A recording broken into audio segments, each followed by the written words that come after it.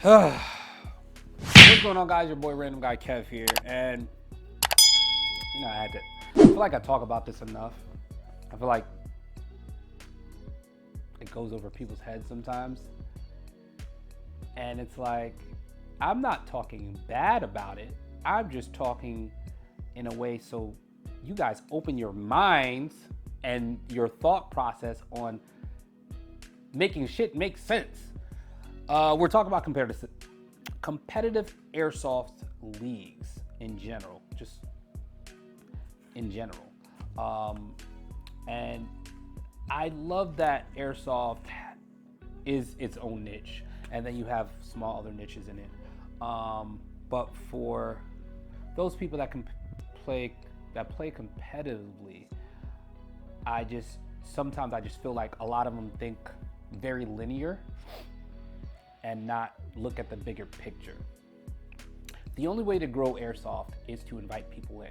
When you start being dicks to people that are interested in what you're doing, they get turned off and they're just like, yo, fuck this shit. I'm not doing it. I'm gonna do something else.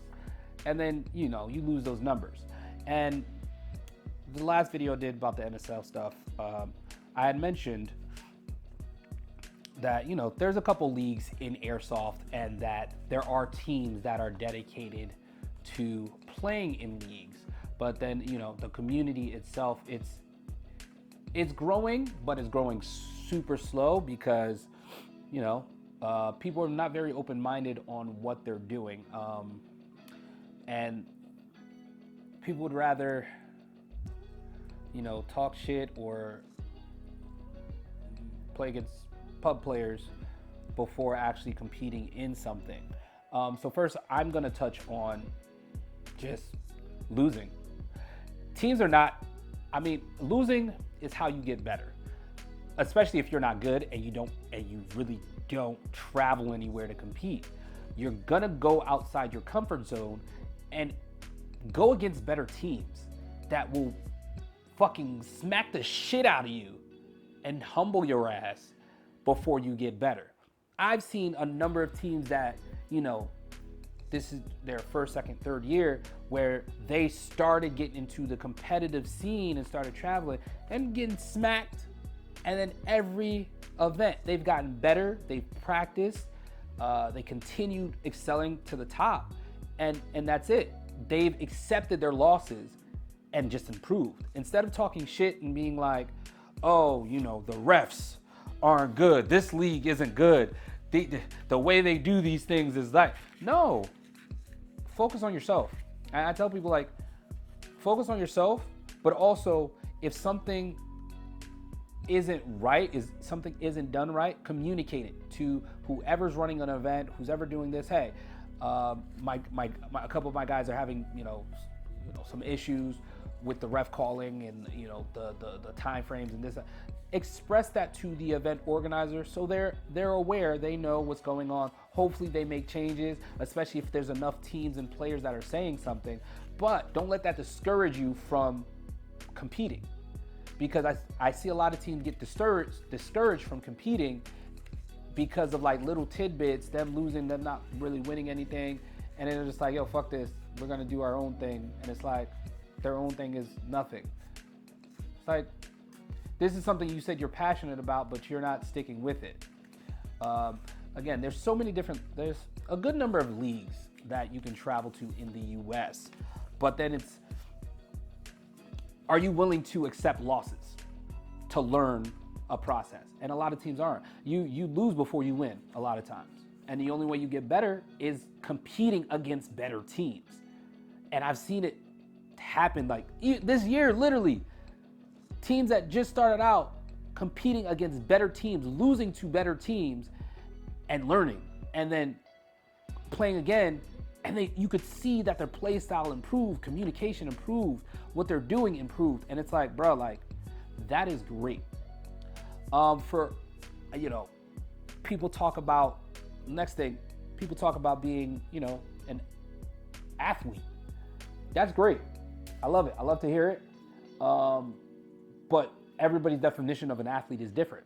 I don't think airsoft I think there's specific teams that have athletic players and specific teams that, push themselves to the limit and are really out there. But then there's, other teams that your resume isn't there yet. I don't see you as an athletic team. That's just my personal opinion. Y'all fresh, y'all newbies. You haven't shown that commitment to competitive airsoft as a whole. And some of you don't even have titles under your belts to be considered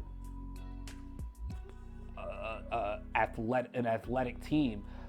People love to call airsoft a sport. To me, it's a hobby. To you, it may be a sport, and that's great. Whatever you choose, that's you.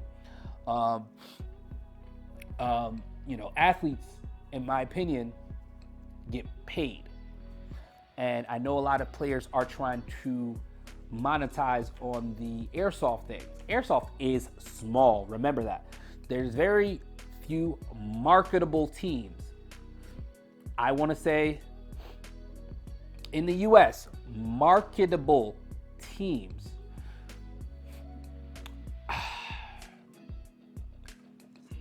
And I don't even have to say names, and you guys already know which name I'm already talking about as a marketable team that could, potentially get those sponsors, the ad deals from big brands because they're a marketable team.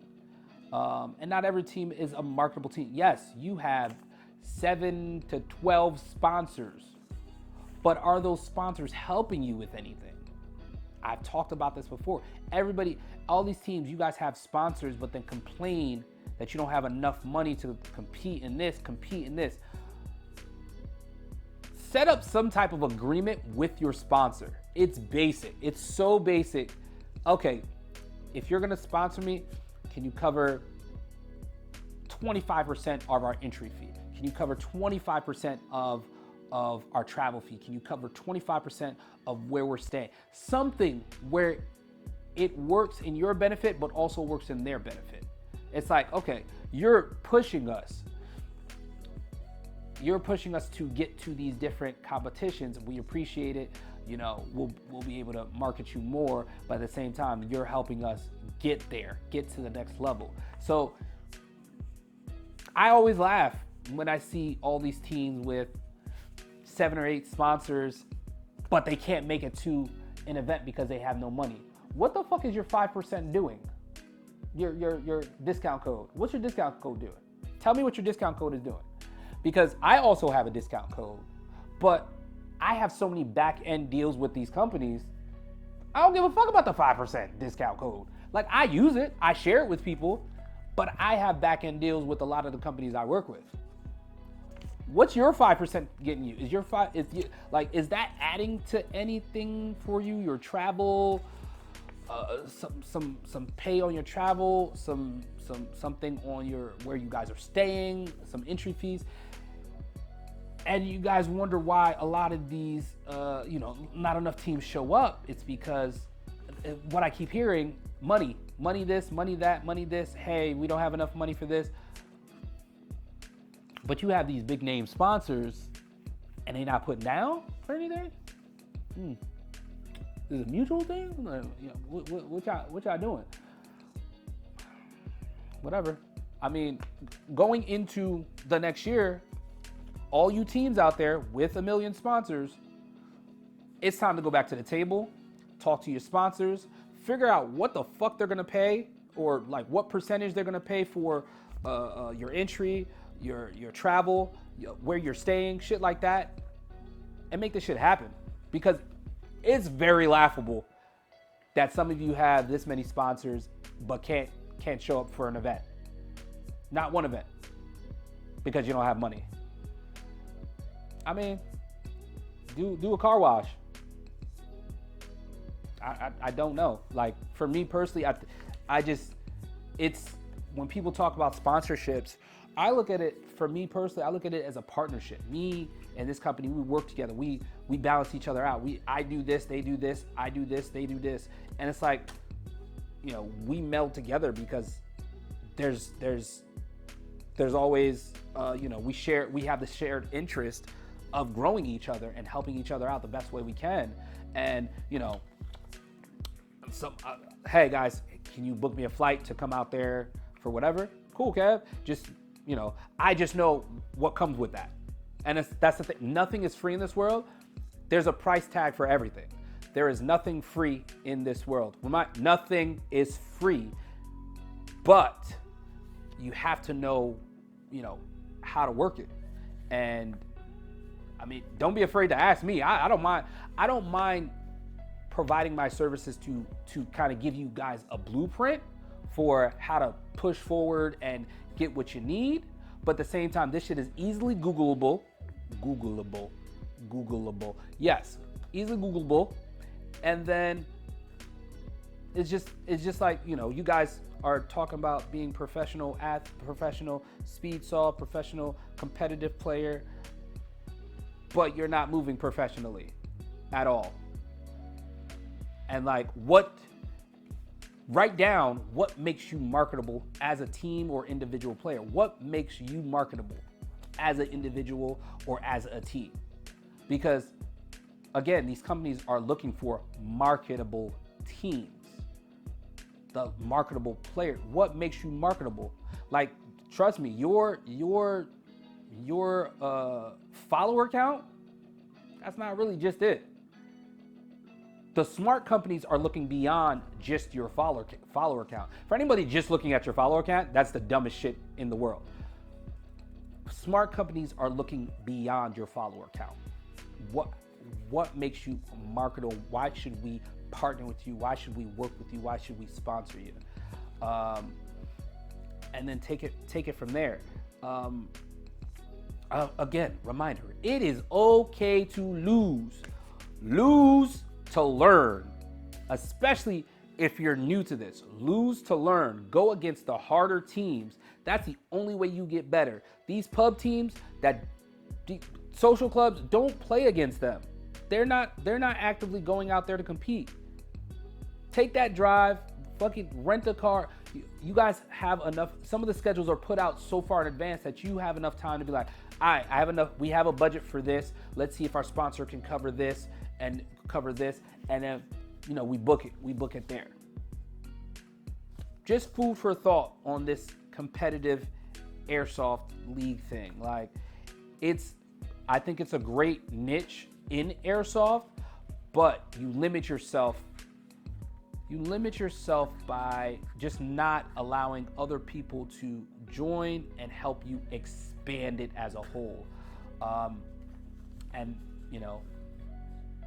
People try to make it more spectator. You have to make it more spectator friendly as well to make it enjoyable, to help it grow. Because once you get that audience, then it's like you get those other people that are just like, I might want to try this.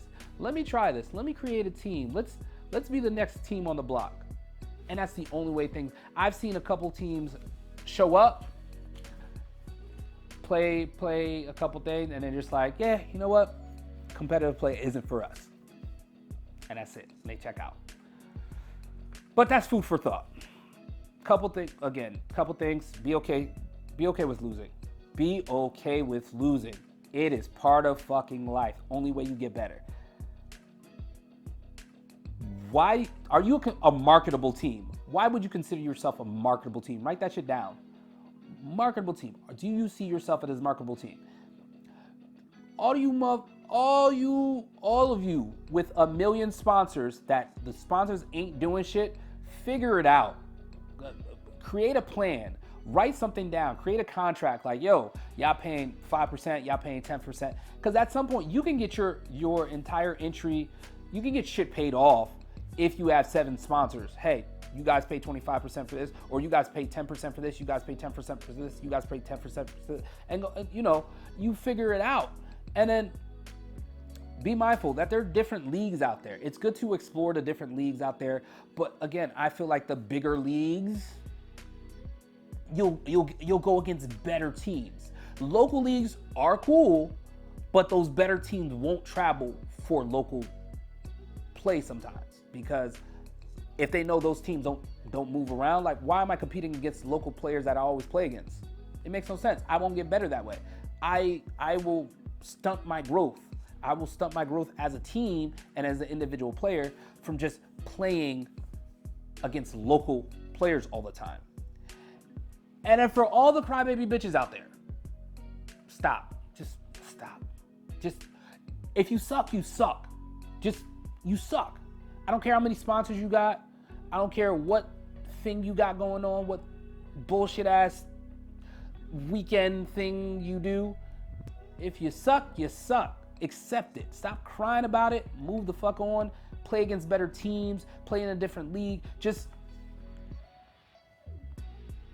suck. You suck. That's it. I don't know what else to say. I don't know. I don't know what else to say. But that's all I got. That's all I got, guys. Let me know your thoughts on the competitive airsoft scene in the U.S. Because I mean it's always evolving. It's always changing. I think every 6 months to a year, things change, teams change, players change, players get better, teams get better, teams get worse, players get worse, leagues get better, leagues suck. It's just all about the dynamic and how you communicate it and go from there. But don't forget to like, comment, and subscribe, and I'll catch you guys on the next one.